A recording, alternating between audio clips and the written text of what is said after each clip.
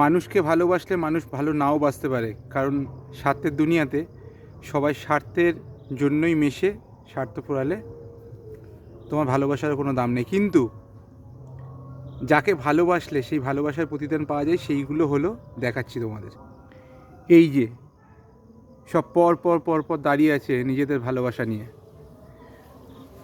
প্রত্যেকটা গাছে গ্রোথ দেখো মাত্র কদিনের মধ্যে। আর এই যে আমাকে ভালোবাসা উপহার দিতে চলেছে প্রত্যেকটা গাছে।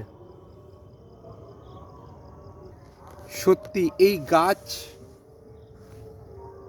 করাতে যে কি মজা আছে আর কি আনন্দ আছে, তোমরা যারা করো না তারা বুঝবে না।